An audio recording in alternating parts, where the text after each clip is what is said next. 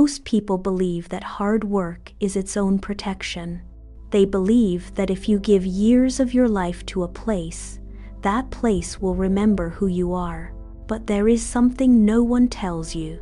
Words travel fast, faster than loyalty, faster than truth, faster than 7 years of proof. And when the wrong words reach the right person, none of that history matters, unless that person stops. Unless that person asks a question that most people forget to ask. Do I actually know this man? Charles was sitting outside Mr. Hart's office. His hands were flat on his knees. He was not moving. He did not know why he had been called in. He went through the morning in his mind. The emails he had answered, the report he had sent, the client he had called at 7 before anyone else arrived. He knew he had done nothing wrong. But his hands were not still. To understand what happened that day, you need to know who Charles was. Charles had worked for the same company for 7 years. Not 5, not 6, 7. He was the first one in and the last one out. He knew every client by name. He knew every deadline without being reminded. He knew which problems were coming before anyone else saw them. He was the kind of man who never asked for credit. He simply worked. And the work spoke.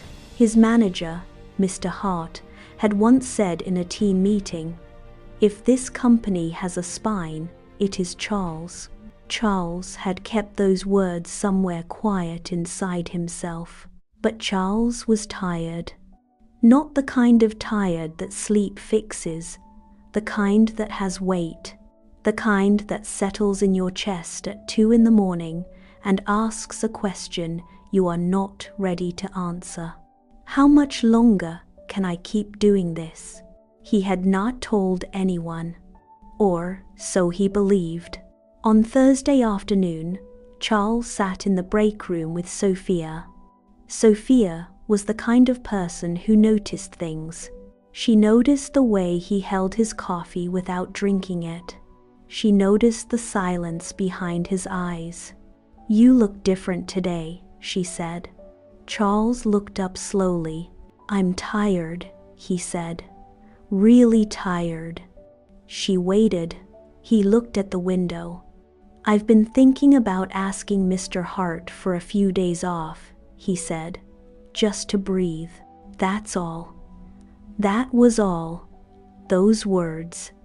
That one sentence. But Sophia did not hear tiredness. She heard something much larger than that. That evening, Sophia saw James in the hallway. "I think Charles is done," she whispered. "He told me he's thinking about leaving the company." James nodded slowly. He filed that away.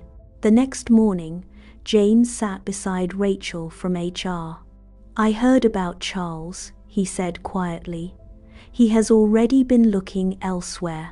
He has been putting it together for a while." Rachel looked up at her computer. Her fingers moved. By the end of that week, the story had a shape it was never meant to have. Some people heard that Charles was leaving. Others heard that he was already in talks with a competitor. One person heard something far worse. That Charles was planning to take the company's top 3 clients with him when he left. And that person walked straight into Mr. Hart's office. Mr. Hart sat behind his desk. He listened to every word. He did not speak until the person finished. He thanked them. He asked them to close the door. He sat alone for a long time. A white envelope sat on the corner of his desk. He looked at it. He picked it up. He held it, and then he put it down. Because Mr. Hart knew something. He had known Charles for 7 years. He knew the way Charles moved through a room quietly, without announcement. He knew the calls Charles made before 8 in the morning. He knew the problems Charles had solved before anyone else knew they existed.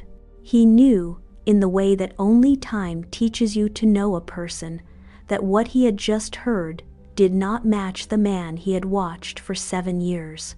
Something was wrong. Not with Charles, with the story. On Monday morning, Mr. Hart called Charles in. Charles sat across from him, hands flat, completely still. The white envelope sat on the desk between them. Mr. Hart looked at him directly. "Charles," he said, "I heard something, and before I do anything, I want to hear it from you." He told Charles everything, carefully, without judgment. Charles listened without moving.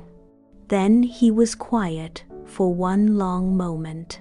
"I told Sophia I was tired," he said slowly. "I told her I wanted to ask for a few days off." He looked at the envelope. "That is all I said.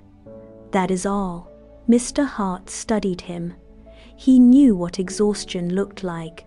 He was looking at it right now. He picked up his phone. "Sophia, can you come to my office?" He spoke with Sophia first, then James, then Rachel. One by one, the chain came apart. With each conversation, the original sentence became smaller, more honest.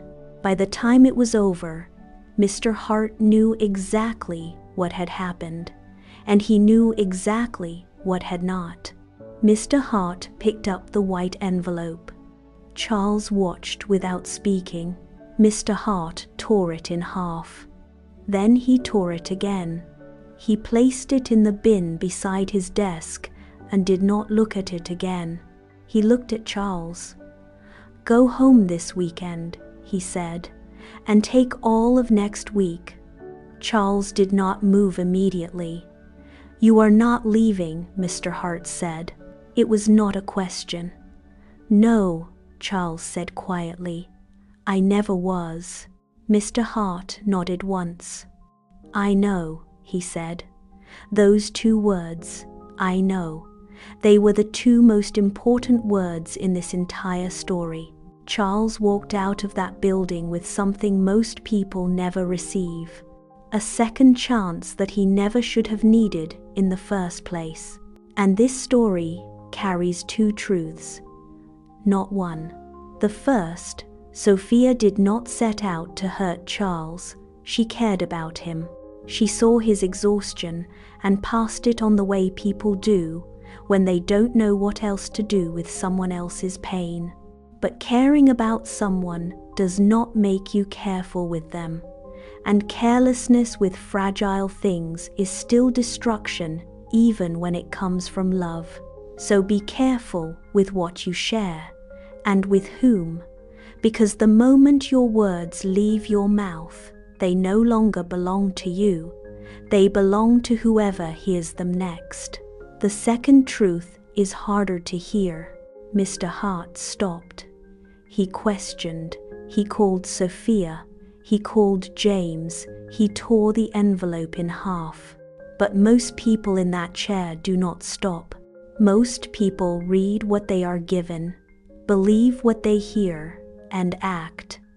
Not because they are cruel, because it is easier to trust a story than to question it. Charles still had his job because of one thing only. One man who had watched him for 7 years and trusted what he knew over what he heard. That is not justice. That is luck. And luck is not something you can earn. If you are in Charles's position right now, if your words are already traveling without you understand this, you may not have a Mr. Hart. Most people don't. So guard your words before they leave you. Because once they are gone, the only thing standing between you and the consequences is whether someone at the top happens to know who you are. That is too fragile a thing to risk. Charles came back on Monday after his break. He said nothing about what had happened. He simply worked the way he always had. He knew something now that he did not know before. Not every truth needs to be spoken, and not every feeling needs a witness.